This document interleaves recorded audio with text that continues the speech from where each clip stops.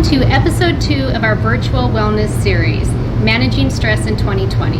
My name is Tara Moorhead. I'm Director of Community Outreach, and we are so excited that you have joined us today. We have 2 of our amazing mental health providers here to talk to us about how to deal with all the different things going on right now. Today we have Maria Home, licensed clinical social worker, and Maria Lamas, licensed marriage and family therapist. We are really excited to have you both here and to share your insight with us. So Maria, why don't you tell us a little bit more about yourself and your role at the hospital? I started in May here with the Rural Health Clinic, and like you mentioned earlier, I am a licensed marriage and family therapist, and I work with adults, children, families, and couples. And a little bit about my history coming on to Rural Health. I was actually in Bakersfield for most of my clinical work has been done in Bakersfield, working in a hospital there. And I worked mainly with adults there, post-incarcerated individuals with schizophrenia, anxiety, depression, various mental health illnesses, and decided to come to Ridgecrest when an opportunity was presented. And so I've been here, and now I'm working with the community, and I really like it. I have been with the hospital for some time now. I've done different roles in the hospital, but currently I'm a licensed clinical social worker, which in the state of California I can provide therapy. I went to school, I went to USC, and I specialized in medical social work. And then after I went to school, I went to learn my training more in mental health. So I combined the medical and the mental together.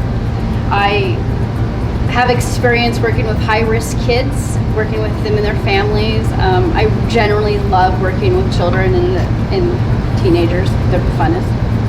I have worked with incarcerated individuals. I've also worked with sex offenders, with people who have substance abuse, with repeated offenders.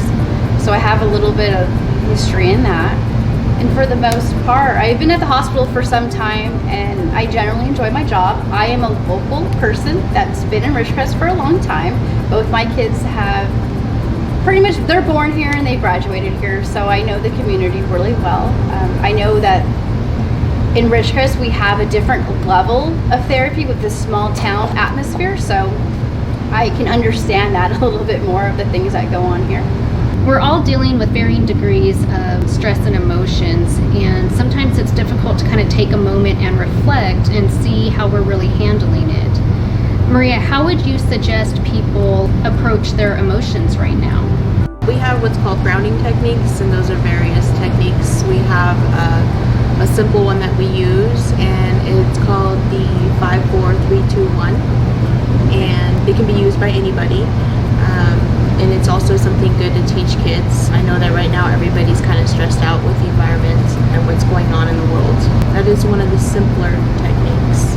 Okay, could you explain that a little bit more, what that entails? Yeah. So the 5-4-3-2-1 is using our senses to kind of ground ourselves and come back to the here and the now, because when we get anxious or stressed out, our mind tends to wander. And so how that works is using the senses. So wherever you're at, it can be done anywhere. And the nice thing about these techniques is that nobody has to know what you're doing to ground yourself. So first of all, the 5 is 5. Just pick wherever you're at, pick out 5 things that you see. So for example, in here, people can focus on like the flowers, the trees. It could be people. So picking out 5 things. 4 is 4 things you can touch. So it could be if you're sitting down, touching your chair, touching your hands. So 4 things you can touch. The third one is 3 things that you can hear. So in this environment, we can hear the birds, sometimes the waterfall when it's on, other people talking kind of in the vicinity. So number 2 is 2 things that you can smell. So kind of whatever is in the air. And then number 1 is something something that you can taste. So it could be like if you're chewing gum, or sometimes you can think of something sometimes you can think about things and you know what they taste like just by thinking about them. So the whole point of this is to be able to kind of bring you back down to the here and the now, so that your mind's not wandering off. Because a lot of times when people stress out, they're thinking about either the past or the future. So the important thing with grounding is it's bringing you to the here, today, and helping people feel safer, helping people feel distracted from those worries. And again, like I said, it's something good to teach little kids, because sometimes they worry about what's going on. So it works. I love that, and it does kind of make you pause whatever stress or anxiety you're feeling to kind of refocus. So that's great. Some of the things that I find helpful to deal with, and this is just going to go along with the grounding techniques and to help with anxiety, is that I like to just take a pause out of my busy life. And it's not so much more of putting so much awareness of everything and closing my mind and trying to stay focused, but sometimes I just need a break or two, like a minute or two, just to calm my body down so I can continue on for the rest of the day. So sometimes what I will do is that I will do deep sigh. I like to sigh. I will sit there and I'll be like, okay, I need to call the vet. I need to go pick up bread for tonight's dinner. I need to call this person. And then today after work, I have to do A, B, and C. So a lot of that is not even, it's taking time in my life to stop and take a pause and just breathe a little bit. And I like the sign because it's not so much more of a breathing technique that we have to remember. It's a little bit more like, I'm tired and I'm stressed and I just need my body to relax for a second or two. So that's one of my recommendations that I do. And you can do it all throughout the day. You can take 5 minutes of any time to do it. And it's not so much more of a like turning off our mind, but it's just turning off our mind for that brief second. Even if it kind of stresses you out when you do it, because it does happen, because it puts you in the mode where like, oh, I have to fix all these things and I have to do so much. A lot of it is just giving awareness to that stopping of that time, just to think about everything. Sometimes we don't give ourselves enough time to actually go over the things we need to do on a daily basis. Because we also don't want to be laying at night at 10 o'clock trying to go to sleep redoing all of this. We want to kind of stop during the day and take time outs to think about everything. So that's just one example I have to help with the anxiety that we are facing in 2020. I think that's really a good point, because I do think sometimes either we go over and over things, or we feel like there's something we're not doing or something in the back of our mind, but we're too busy to deal with it. So I think this kind of both what you were saying, taking that moment to acknowledge. Exactly. And the thing that I'm finding now is that everything is so different between how many times have we ran back to our car to get our mask? How many times have we realized, oh, we have this going on because there's this new rule, the new law. Even in our community, in Albertsons, you have to go in one way and go out other. So I purposely, when I drive in, I have to stop to even think where am I going to park my car. Those are little stressors that add up daily. And now with 2020, we have everyone staying at home, teaching their kids how to get to our doctor's appointments without bringing our husband or our kids. I mean, there's so many little small stressors there. So it's good to take it slow it down a notch a little bit and just rethink everything that we need to do. We always hear that stress is just a part of life. We can't get rid of it. It's always going to be here. Maria, how would you suggest that we help ourselves manage stress so that it doesn't encompass our entire life? With stress, I think just understanding that this is kind of the new norm. All these changes in 2020 with everything going on right now, whether it's the coronavirus or the political environment because of the election coming up, all of that stuff can be very stressful to everybody. I think just acknowledging that there's going to be changes and not feeling overwhelmed over it. Taking time for self-care is one of the stress. Making time regardless of whether you know, are a stay-at-home mom, which is to me a huge job as well, or you're working anywhere in the community, taking the time to take care of yourself.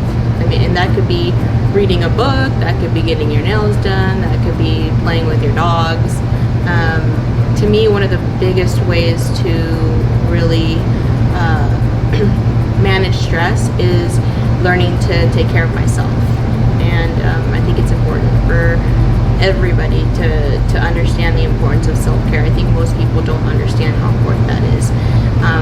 And even if they do, their life is so busy, they forget. Everybody's worried about everyone else except themselves. So that's one of the most important things, is really learning self-care. I'm going to speak on just, I guess, my personal experience dealing with 2020, because 2020 has been on a whole nother level. We have not dealt with anything like this in many, many years that I can ever remember, I guess. So based on a personal level, is that I've been saying this all along the past year, is that I like to stay in my own lane, and I like to be a little bit selfish about it, because there's so many things going on in the world right now. People tend to feel bad if they don't know everything that's going on, so they're trying to watch their news or trying to give their sympathy to everyone. They're trying to be aware. However, right now there's so much negativity out there. I try to close off some of that news. I try to stay in my bubble a little bit, focus on myself, as Maria was saying, a lot of self-care. So I've been becoming more full in my life of like exercising, learning how to cook, reading books. I've been trying to stay a little bit off the mainstream of news, because I can't possibly fix everything and I can't help everyone. So some of my recommendations is stay a little bit selfish, kind of stay in your bubble with you and your family, because that's the most important thing right now. We are hoping by 2021 on January that this is all going to go away, so then maybe I can help more focus on the news and stuff. But as of right now, I'm just trying to stay in my own lane, stay focused on me and my family. And it's not so much of a bad thing to do that. I just think right now we can't overwhelm ourselves with everything in the world that's going on right now. I think that's a really great point, because there are so many distractions. I mean, there always has been, but even more so. And I know many people, myself, when I am focusing on all those other things, I do find myself getting stressed, and I have to, kind of step back. So I think that's a good point for you to say it's okay to be a little bit selfish and for your kind of care. disconnected from the world. One recommendation that I was listening to another podcast, and one of the recommendations she got was to watch the news only during the afternoon. And it made sense to me, because I'm not waking up with this news. I'm watching it in the afternoon, so I'm learning some of the information, but then I'm so busy with everything else, I can kind of put it aside and concentrate back on my life. So I felt like that's like a good example to use. One other thing that's important to point out is people also reaching out to supports, whether that be family or friends. And I know right now with the whole distancing thing, it's kind of hard to visit them, but staying in touch via phone, nowadays with technology, you don't really have, you can do face-to-face on the phones or computers. So one of the most important things is being able to reach out, because a lot of times people hold it in, and that's what builds up inside and causes the anxiety and the stress to get overwhelming. So reaching out and knowing that there are resources out there is helpful, and reaching out to friends, family. I have found that Airbnb has experiences where they're online, where you can just join in with a top cooking chef and then just join in the class and learn how to cook with them. I've been on Facebook groups with different groups with new just different activities, and then people are getting together and sending themselves things, or they're recording each other, or everyone's like popping in videos of them doing a certain activity together. So those are some resources that are set out there in social media. for locally in the Ridgecrest area, a lot of the churches have been doing a lot of activities for their community. So one other thing that I think that would help would be also finding something to do outdoors, since the gyms are closed, and I don't know if there's any other. I know the exercise facilities, I think some were open, but I know that the main gyms here are closed. So going on walks in the afternoon when it's not so hot, exercising, and also at the end of this, we're going to be attaching some information for local resources. One other thing that's really important, I feel, to point out is to understand that having some anxiety and some stress is normal, especially with everything that's going on. So helping people understand that if they are experiencing these anxieties and stresses that we were talking about, that's normal. It's normal. It's I don't want people to think like, oh, is there something wrong with me? Again, like Maria had mentioned, if it gets to the point where it's unmanageable or it's overwhelming or it's impairing any part of your life, then that's when you want to reach out to a therapist or a mental health professional to kind of get assessed and see what's going on, because there could be underlying issues as well. So just knowing, I just wanted to make sure to let people know that feeling anxious and worried is a normal thing with what's going on right now in 2020.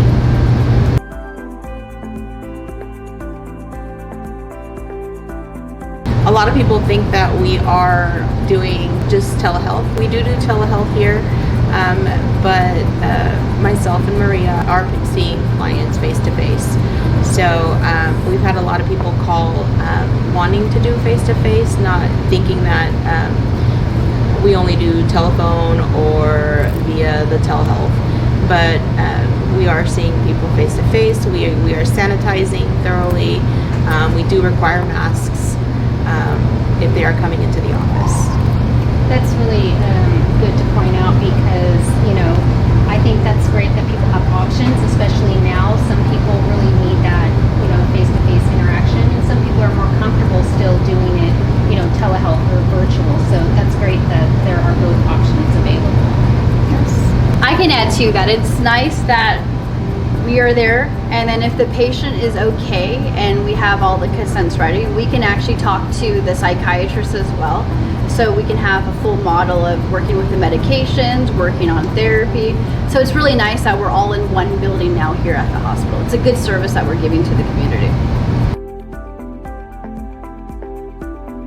Just remember to take time for yourself, do some self-care, practice the grounding techniques that we discussed today, and just remembering that we're coming up on the holidays, and those can be really stressful. And with everything that's going on, we have our flu season coming up as well. So just remembering some of the techniques that we talked about, and reaching out to the resources that are going to be posted at the end of this. And if you have any questions, you can always call the Rural Health Clinic, and you can get a hold of one of us. Well, to wrap up, what I was saying is that sometimes it's good to just stop, sigh, like, and then just kind of focus a little moments of the day for yourself. And it's really good to be a little bit selfish. Forgive yourself on that you just need to kind of stay in your lane a little bit and just focus on you and your family. That's okay. And we have to remember that the holidays are coming up. Our world is forever changing because we have rules constantly changing. So sometimes it's okay to allow yourself just to feel frustrated for a little bit, just to feel upset, sad, anxious. Give yourself like 5 to 10 minutes to feel these emotions, and then sometimes just pick yourself up and move on. And then, as a mental health therapist, if these emotions are overwhelming or they're too constant or you can't find ways to cope with it, it is sometimes nice to just come in, check in with the therapist, talk, and then we can go over some stuff one-on-one together to help you focus in life. Thank you for joining us virtually, and we hope that you stay well, and just wanted to let everybody know that we are here if you need us. Thank you again for joining us for our second episode of our virtual wellness episode. It was amazing to listen to both Marias just talk about how we can take care of ourselves and take care of our mental health. We will have some links. You can find the mental health brochure on the RRH website, as well as some other resources. Thank you so much.